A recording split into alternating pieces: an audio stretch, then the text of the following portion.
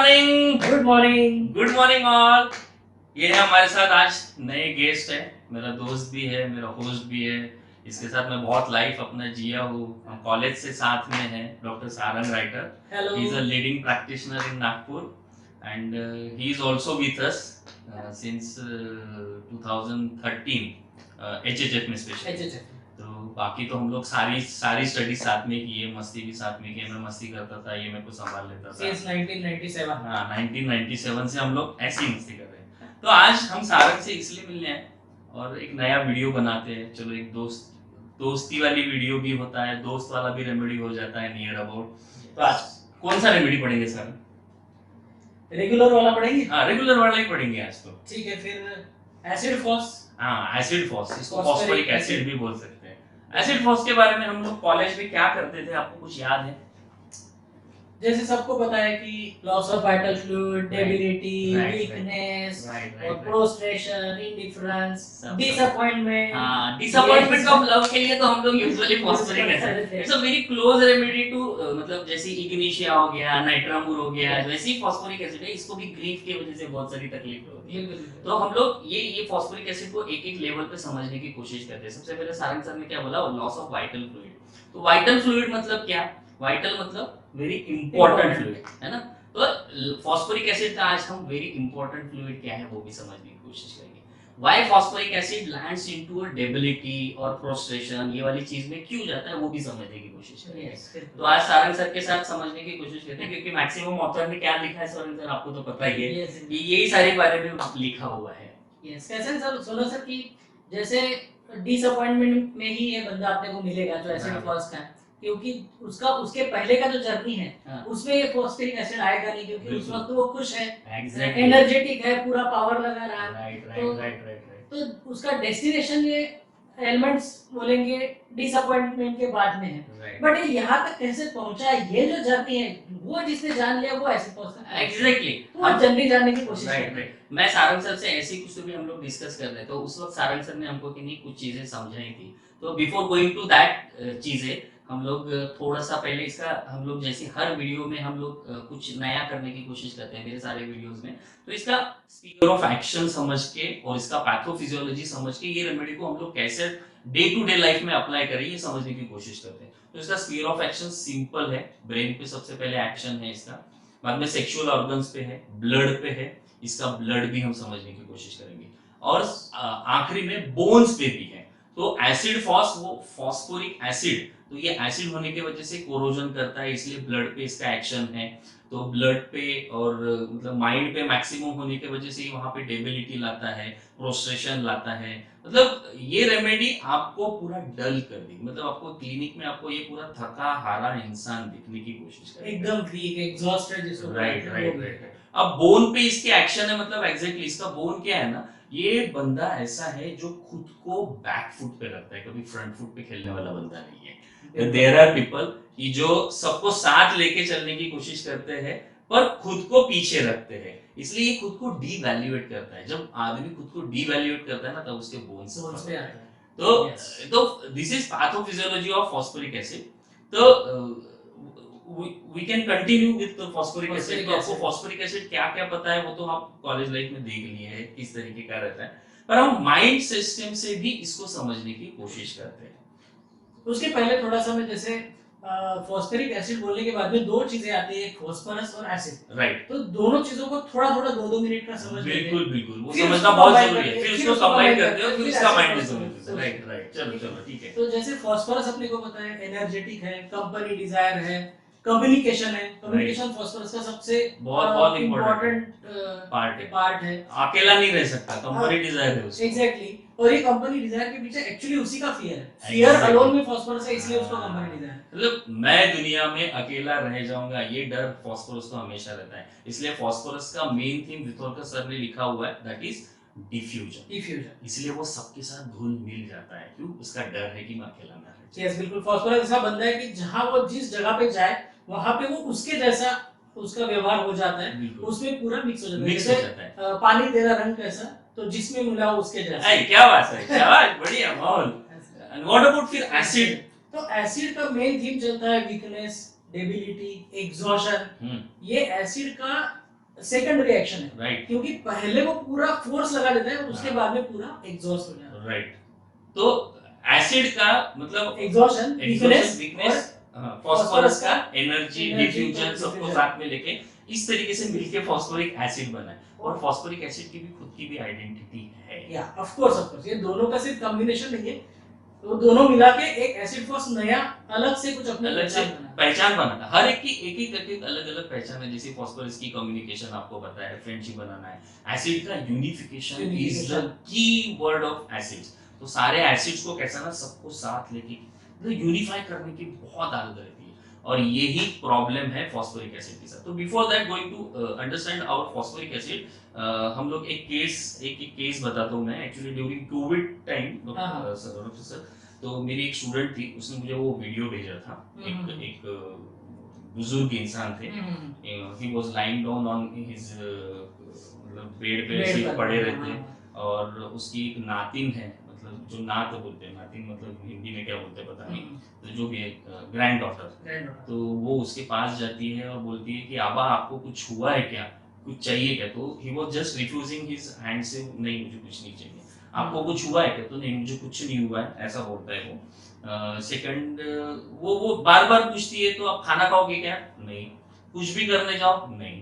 तो एक्चुअली उसका हिस्ट्री ऐसा था, ये तो वीडियो में मुझे दिखा, हिस्ट्री मैंने थोड़ा सा पूछा तो उसको कोविड हुआ था, और कोविड हुआ था तो उनका 7-8 दिन तक वो सारी जो मेडिकल ट्रीटमेंट थी, वो सारी मेडिकल ट्रीटमेंट उनको दी थी और घर भेज दिया। घर में आने के बाद उनका बीपी का लेवल जो था ना, वो 40/35 था। मतलब systolic blood pressure is 40 and diastolic is 35।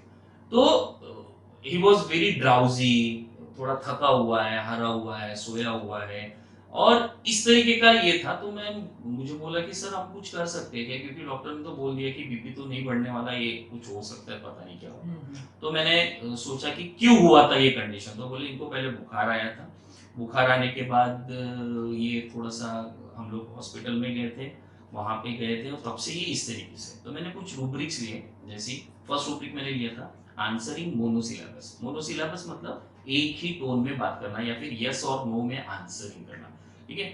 Simple एक रूब्रिक लिया था डलनेस हिट ड्यूरिंग, मतलब बुखार के बाद, हाँ बुखार के साथ जो ये है, और वहां पे उसको शांत रहना था, किसी से बात नहीं करना था। तो क्वाइट वांट्स टू भी लिया था, और कुछ भी खाना नहीं, कुछ नहीं करना है, कुछ नहीं करना है, सिर्फ सोए रहना है। आंसर भी यस नो की वजह से तो मैंने देखा था एक्शन में एक्शन में ही बदल था, राइट, आपको भी दिखाया था मैंने yes. तो मैंने एक इनडिफरेंस टू एवरीथिंग लेके उसको फास्फोरिक एसिड प्रिस्क्राइब किया था। पर हम लोग अब ये तो केस हो गई। यहाँ पे तो रेमेडी देने के बाद सर उन्होंने खाना शुरू कर दिया, चलना फिरना शुरू कर दिया, अब वो एकदम अच्छे सब है। मैं समझने की कोशिश कर रहा था कि फास्फोरिक एसिड बंदा रहता कैसा है, आपको क्या पता है सर, किस तरीके से रह सकता है? जब उसका अच्छा फेज रहता है तो हाँ, काफी पैशनेट रहता है, सेंसिटिव रहता है, इमोशनल रहता है, और एंजाइटी रहता है। और एक बहुत अच्छा रूब्रिक जो मास्टर ने अपने को सिखाया था, तो डांसिंग अनकॉन्शियस। एग्जैक्टली मतलब ये बंदा सबके लिए सारी चीज कर गया। He is very sensitive person, ये इसका दिल बहुत अच्छा दिल है। आप अगर देखने जाओगे ना सारे रूब्रिक्स, ये ईगोटिज्म वाले कोई भी रूब्रिक में नहीं, इसमें ईगो नहीं है, क्योंकि ये खुद को बैक फुट पे रखता है। एंजाइटी अदर्स फॉर, और केयर्स और वरीज तो इतनी ज्यादा है कि बहुत बहुत बहुत, ये करने वाला बंदा है, वो पूरी जी जान लगा देता है उसके लिए, वो रिलेशनशिप के लिए भी पूरा अपना जान दिलो जिगर सब लगा देता है। इतना लगाता है कि he was unconscious while doing his duties. Yes, that is dancing unconscious. ये मास्टर लोगों ने बहुत अच्छे से, मुझे सर की एक केस बहुत अच्छे से याद आती है, फिर भी मैं 1-2 मिनट में बता देता हूँ कि जैसे एक बंदे की लड़की थी और उसकी शादी थी, राइट। तो ये बंदा थोड़ा मिडिल क्लास का था, बट उसको ऐसा था कि नहीं मेरी बच्ची की शादी है तो जैसे किसी प्रिंसेस की शादी है तो जितना खर्चा कर सके, मतलब जो भी अच्छे से अच्छा होगा, मंडप अच्छा चाहिए, खाना अच्छा चाहिए, सब अच्छा सब, मतलब जितना उसके पास में था उसने सब लगा दिया, कर्जा निकाल के और लगा दिया। दिस इज डांसिंग, और ये डांसिंग ये सब चल रहा था, बहुत खुश था, मेरी लड़की की शादी बहुत अच्छी होनी चाहिए, बहुत लोगों को इनवाइट कर दिया। और अनफॉर्चुनेटली ऐसा हो गया कि शादी के दिन लड़की एक दिन पहले भाग गई। अब ये इसके लिए एकदम शॉकिंग था, मतलब कि जैसे ये सब इसके नाक के नीचे ही चल रहा था, बट इसको पता ही नहीं था, ये unconsciously dancing, he was dancing unconsciously. फिर बाद में उसको सारे एलिमेंट्स आना शुरू हो गए, है ना, मतलब एलिमेंट्स फ्रॉम डिसअपॉइंटमेंट ले सकते हो, सॉरी एलिमेंट्स फ्रॉम डिस्यूड ले सकते हो आप, है ना, इस तरीके के बहुत सारे रूब्रिक्स लेके, बट हमको डांसिंग अनकॉन्शियस आपको समझाने की कोशिश कर रहे थे, मतलब कितना प्यारा बंदा है, कितना कितना प्यारा खुद को बंदा डाल है। देता है।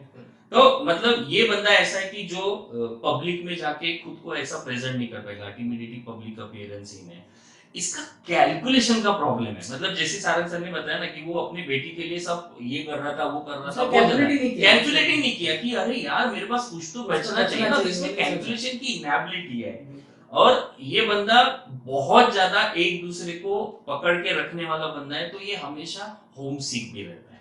बट इसकी जर्नी कहाँ से स्टार्ट होती है, इसको जब कोई डिसीव करता है तब, जब इससे कोई रूडली बात करता है। अभी लव डिसअपॉइंटमेंट की तो बेस्ट रेमेडी है, आपको तो पता ही है, मतलब अपनी गर्लफ्रेंड के लिए इतना करेगा और वो छोड़ के चली जाएगी, dancing unconscious elements from love disappointment, गया बंदा प्रोस्टेशन में, क्योंकि सोचता बहुत ज्यादा सोचता है हर चीज पे, वो सिर्फ सोचता नहीं, सोचने के साथ साथ ही used to brood all the time कि यार मेरे साथ क्या हुआ था, ब्रूडिंग कंडीशन ओवर, ऐसा एक रूब्रिक है उस मतलब ही इज वेरी, मतलब कंटिन्यूअसली ब्रूड करते रहेगा, इसलिए उसका मेंटल फ्रस्ट्रेशन बहुत जल्दी आता है और बाद में फिजिकल फ्रस्ट्रेशन आता है।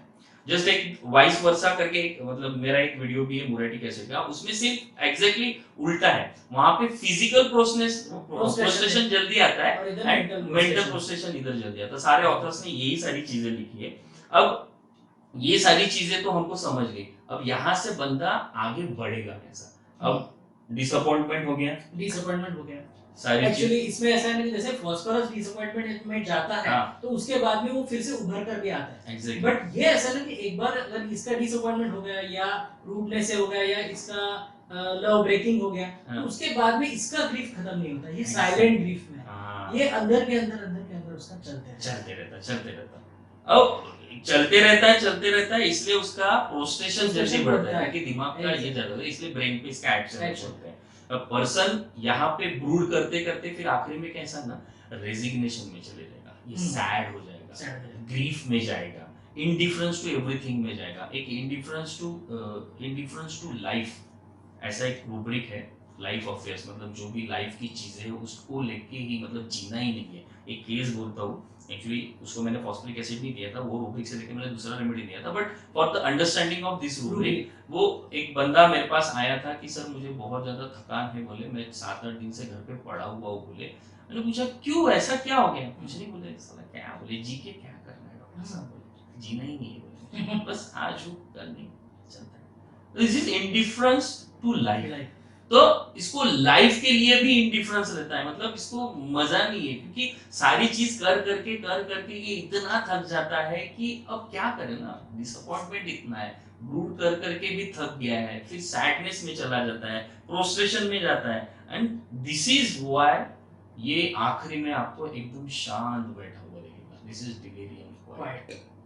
तो ये छोटा सा वीडियो हमने बनाने की कोशिश की है फॉस्फोरिक एसिड के बारे में। एक थीम बताता हूँ आखिरी में एंड करने के लिए, जो सारे ऑथर्स ने आपको बोला हुआ है, बस वो थीम ऐसा है कि अगर फॉस्फोरिक एसिड को समझना है तो आप इस चीज को समझो, I must constantly care for others in order to be love और एक्सेप्टेड। क्यों सारा ये करता है फॉस्फोरिक एसिड, मैं इतना करता हूँ क्योंकि मुझे love or acceptance. So this is all about phosphoric acid.